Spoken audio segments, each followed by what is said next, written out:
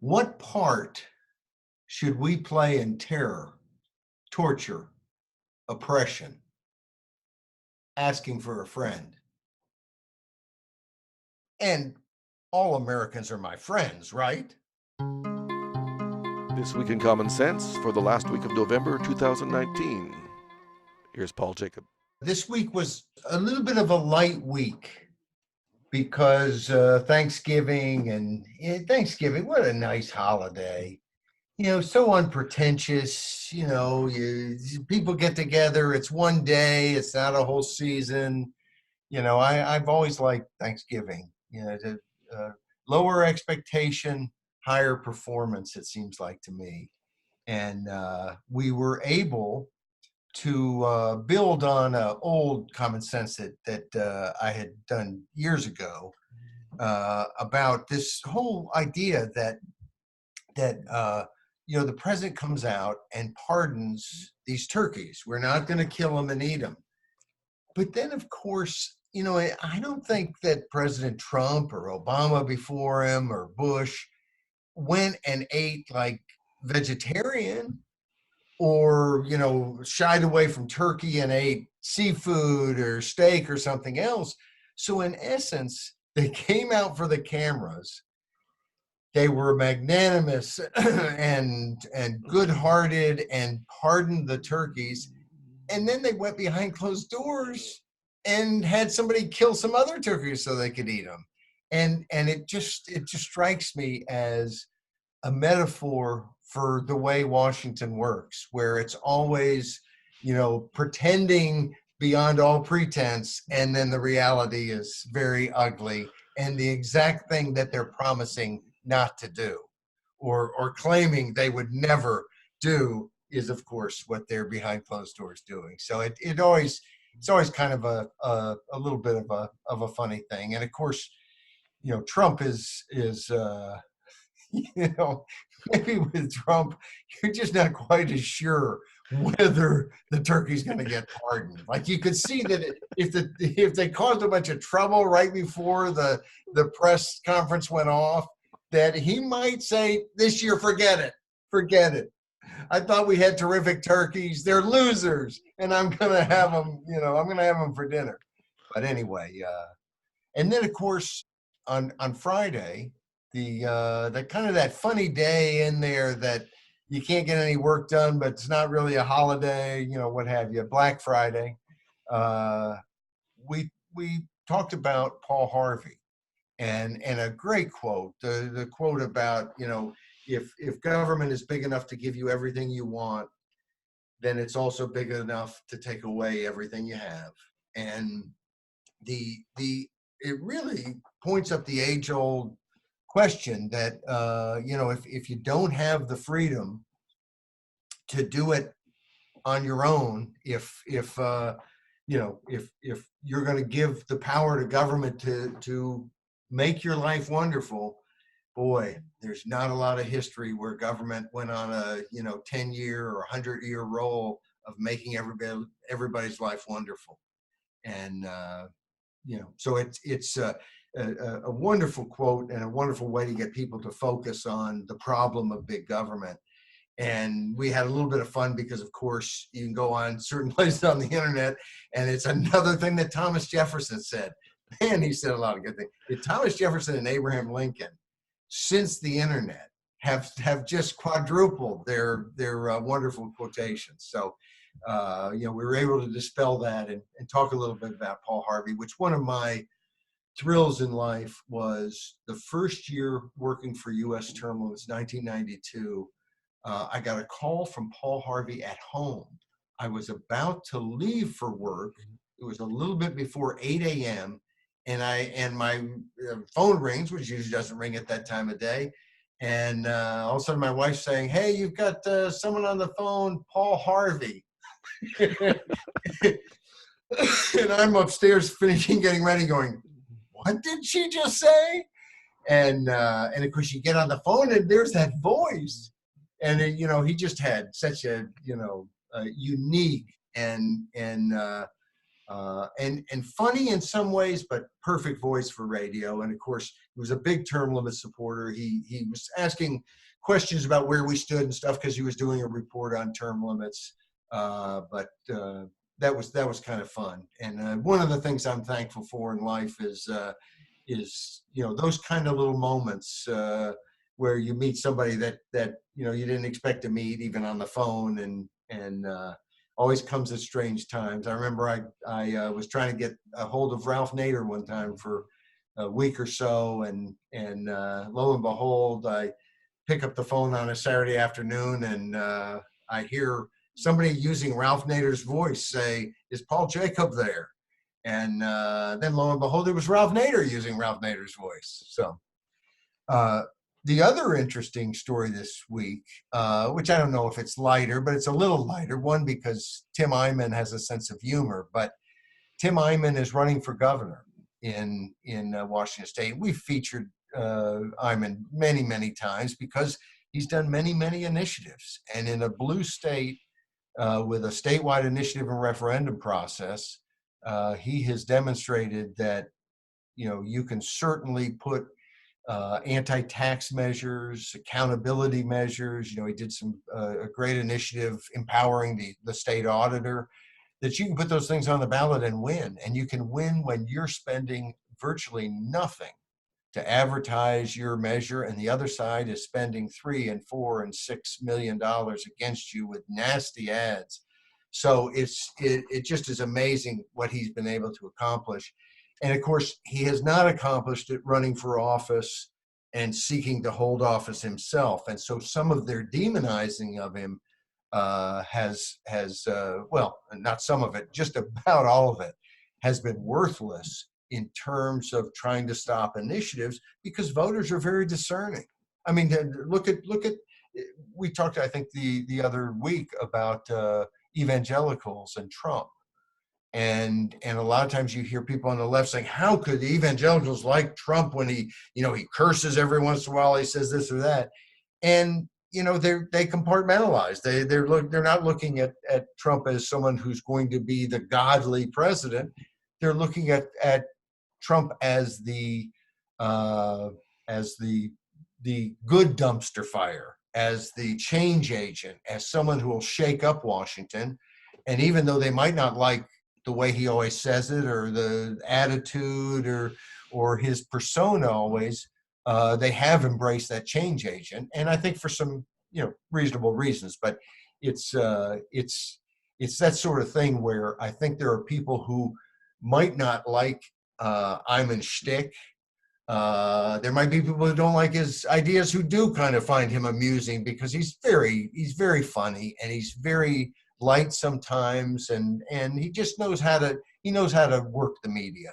And so it'll be a very interesting race. And of course, with Tim Ayman, you don't know, he might 2 months from now say, I've decided not to do that. But I think he'll make that race very, very interesting. And I'm also interested to see that he's not running as a Republican or a Democrat, which could also create an interesting situation in that race. But I think the two more weighty common sense this week was the common sense on the draft. And we've talked so much about the draft. And of course, if this is the first time you've ever heard me, you're thinking the draft. Wait a second, what year was this show done? But in essence, there's an awful lot of talk about the draft. And the talk's there because draft registration has to change. The federal courts have already said the current registration, where you only register men, is just unconstitutional. It's not equal protection of the laws. Women can now serve in every aspect of every role in combat, every single one. And so if you believe in the draft, then of course the fact that they can serve in every role means that they must be forced to serve in every role. And so if we bring back the draft, then just as our sons sadly would be forced without any choice to go to war, whether they believe it's just or not, and be forced into any combat role, so will our daughters, whether they like it or not, be forced into any combat role. And of course, we've been through it. People go to thisiscommonsense.com. We have a whole list of commentaries we've done on the draft, of videos, and have talked a lot about it in the last year or so, because there's this National Commission on Military, National, and Public Service, which is trying to change its name now to the National Commission on Service. I say forget it. They had to pick that at the beginning. Let's just use their long, ridiculous name. But we are hoping that this commission will go back to Congress and say, don't extend draft registration to women. It's an unnecessary program. It's unconstitutional. We don't need a draft. We don't need a draft in times of crisis. We don't need a draft now. Get rid of it. And one of the other things Congress asked this commission to do was to look at mandatory, compulsory, forced national service of a year or two. And my youngest is 20 years old. She probably escapes anything, even if they bring it back. But the idea that you would tell a young person, and my daughter, I'm very proud of her. I know a lot of her friends. I'm proud of them too. They are out there. They're working jobs. They're going to school. They're helping to pay for school. They do volunteer work sometimes. These are great kids who the last thing in the world they need is the federal government and a bunch of stupid people in Congress trying to get in the way between them and their future. And it's funny this week, and this may be weird, but it occurred to me when I was thinking of this story this week. The movie Gran Torino is a neat movie, Academy Award winner, and there's a Hmong young man that Clint Eastwood is, trying to train up right, and realizes that the Hmong man, young guy, 16, 17, 18, the gang tried to get him to steal Clint Eastwood's Gran Torino. And that's how they met. And then he started doing things for him. But anyway, at one point, Clint Eastwood says to this one gang leader, he doesn't have 1 second for you. He says, leave him alone. He doesn't have 1 second for you. And that's the way I feel about my kid. And frankly, that's the way I feel about everybody else's kid, and the federal government and the Congress trying to come up with some ridiculous program where they will stop the progress these kids are making. And after 12 years of compulsory education, we'll be told, oh no, they don't somehow have enough social cohesion, or they don't understand about the great history of this country enough, so we're going to force them to go sweep some street somewhere. It's insanity. And it keeps being talked about more and more. And what our particular commentary was about was the fact that this National Commission had written an op-ed. And of course, nobody signed the op-ed. It's signed by the National Commission. And so, there's kind of no accountability there. Who knows who wrote it? But they put it out. It's their official word. And they talk about the show This Is Us, which I've seen a few times. My wife is a regular watcher. I'm always a little bit behind, ask a lot of stupid questions because I don't watch all the episodes.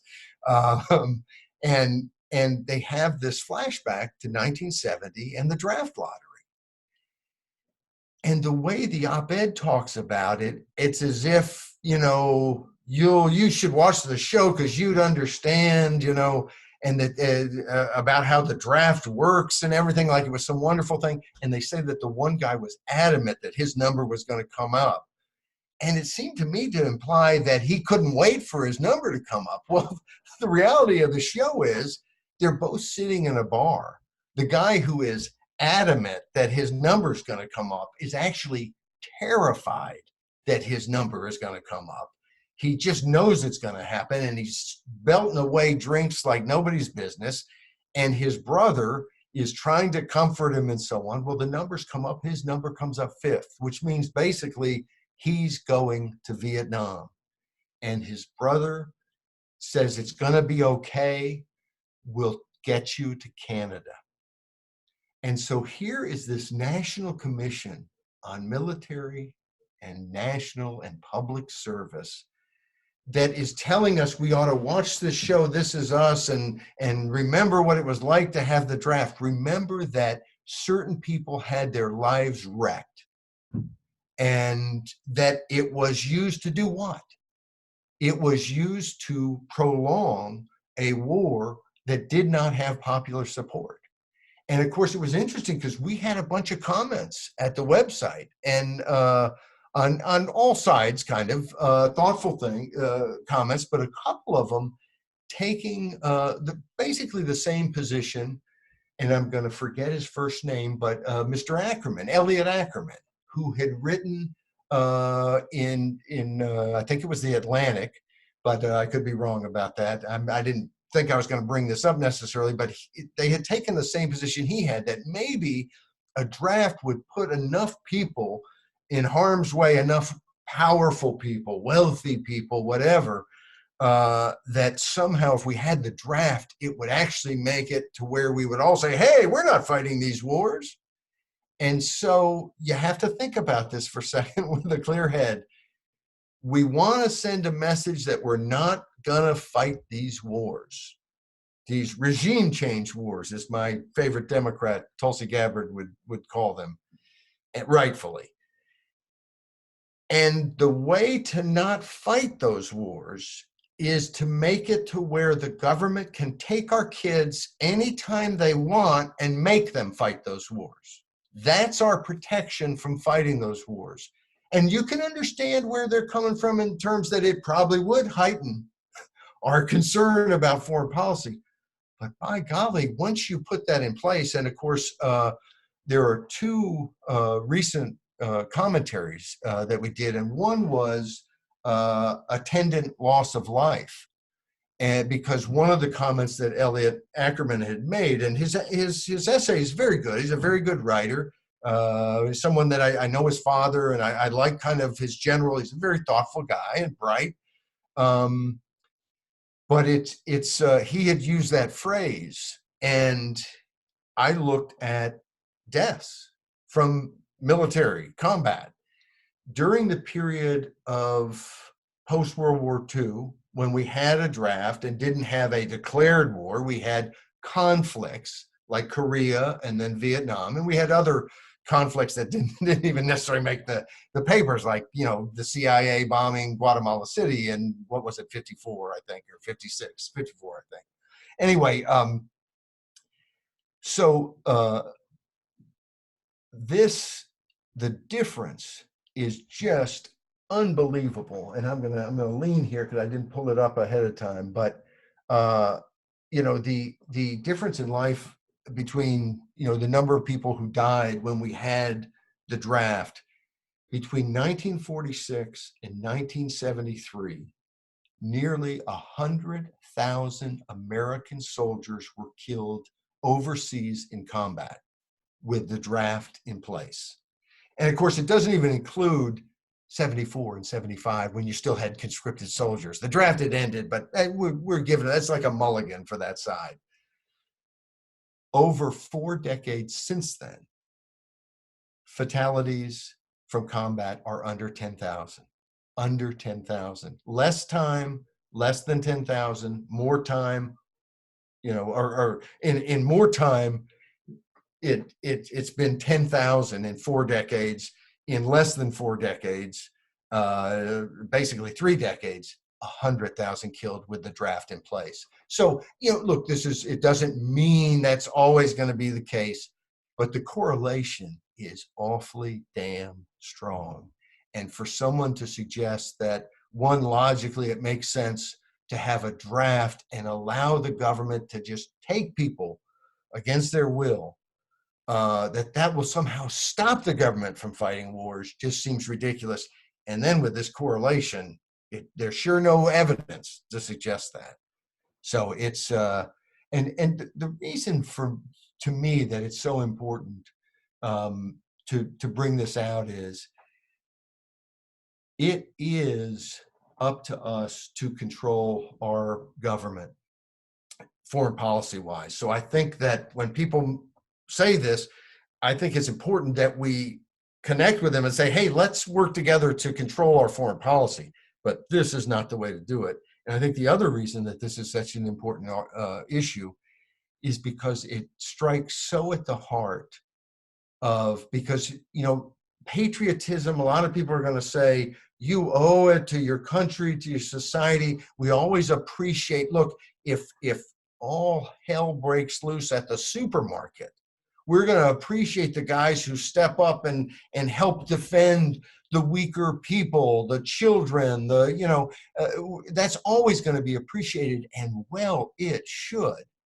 But the idea that we're going to give government the power to force people to fight wars they don't want to fight, when it doesn't make sense militarily, but mainly doesn't make sense from a freedom standpoint, that has to be resisted. And I think that's really important. I think we're going to hear a lot more about this, because you have folks who want this government to do everything, to be everything, to show that we need government every second in our lives. And so on the left, which has traditionally been a little less pro-US foreign policy, you're seeing a lot more push for national service and those type of things. Pete Buttigieg becomes president. I think there's a huge danger that we have a forced national service program for young people. The last one we should get to is Beacon of Liberty, which I wrote basically to make the point that we so often, I'm always thinking, what can we do? You look at situations like Hong Kong, and really the best news as I mentioned in this commentary, the best news recently are those elections in Hong Kong. I think it's hard to even conceptualize how big a victory these elections were for pro-democracy forces. You had no pro-democracy parties controlling any of the 18 local councils. They controlled none of them. After the election, they had won 90% of the races and controlled 17 of 18 of the local councils. It was a huge turnout. So it wasn't like, oh, well, some people stayed home and it was just an aberration. No, this was just a hell of a statement, and one that just cannot be ignored. And you also had 25-year-olds who'd never run for office beating 3-term, I think the vice chairman of one of the more pro-Beijing parties was beaten by a 21-year-old or 25-year-old or something. So this was a tremendous thing that happened. We've talked a lot about Hong Kong. We talked about Taiwan. We talked about Catalonia, different places around the world. What can the U.S. do? And I'm glad that Trump signed that bill. I don't think we're doing anything we shouldn't be doing. We're not forcing anyone to do anything, but we're going to look at Hong Kong's status, and they may not get the same status if China decides to overrule the level of freedom that they have today. And so I think that's a great thing, but we're always looking for these things. But it's just like it is with maybe medicine, do no harm. The first thing we have to do if we want to see freedom advance in the world is stop fighting it. Stop screwing it up. Stop funding the people who put other innocent people in prison cells or kill them. And the one that screams out to me is in Iraq, where protests started at the beginning of October. Over 350 Iraqis have been killed. They've used live ammunition against them. In other words, they just shot them down in the street. And of course, I don't know everything that happened. Maybe the guy they shot down was throwing a Molotov cocktail. Maybe they were doing terrible things. But here's what we do know. We know that, and over 15,000 people injured. We know that those governments, that government there is not providing opportunity, is not providing rights. We didn't say to them when the U.S. Marines marched into Baghdad, we didn't say, hey, we've got this great constitution. You ought to look at that. That might be where you want to start. No, the State Department drew up some ridiculous long document that we talked about in Common Sense. I didn't know I'd mentioned this, or I would have pulled it up, but we talked about it at the time, that why not suggest the Constitution? It's been pretty good for us. And so we have taken over this country in essence. We occupy it. I'm not saying that we control everything the government does. Thank goodness we don't control everything they do, but we are their protector. And we are now protecting in Iraq a government that has murdered 350 people who have been protesting, where 15,000 people have been injured, and they're using live ammunition. So it's not like, oh, well, some accident happened. You got soldiers firing rifles with bullets. Not good, not good. And it seems to me that the U.S. has some responsibility for this, and that at least there should be some questions asked of Trump and the State Department. Hey, wait a second, isn't this in essence our government that's killing these protesters? And of course, it's not just there. Egypt, they just had another raid on another, one of their last remaining, non-government controlled media operations. The Sisi government, great name for them, but their military leader, who now is their dictator. If you run against him as a candidate for president, you almost always find yourself under arrest. They throw bloggers and journalists in prison. They were rated by the Committee to Protect Journalists, the worst country in the world for throwing journalists into prison. And they're funded by the U.S. taxpayer. We're giving them $1.5 billion a year, and we've been doing it year after year after year. And we try to play games every once in a while about, oh, we're going to hold that up and really hold them to account. And I'll read some stupid editorial in the Washington Post, some self-righteous, it's right for President so-and-so to get tough with the Egyptians, they must do better, and so on. And you know that at the end of the day, they're getting all the money. They're not going to do any better. They know they don't have to do any better. And by golly, we need a president who would just say, no, you're finished. I'm not sending you any money. You hold a free election and write me and let me know how it went.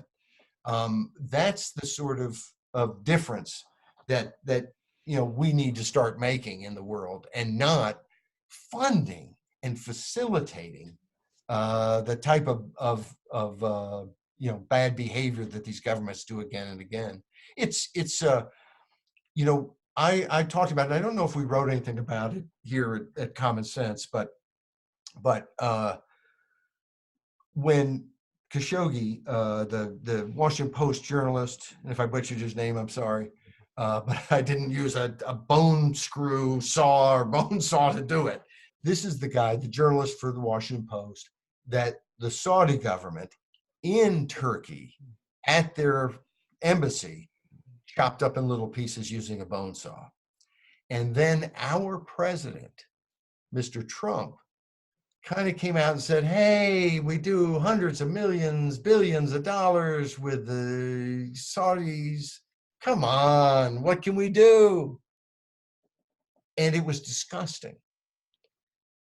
And yet it occurred to me, and this is not a good thing to say about Donald Trump, it occurred to me that the difference between what Trump had done and what every other president during my lifetime either did or would have done in the same situation is that every other president would have come out and issued some tough statement, and the press would have done all the things I was talking about. The Washington Post would have written an editorial in the New York Times, and this cannot stand, and that's why you're not getting the weapons, and we're not doing this, and we're not doing that.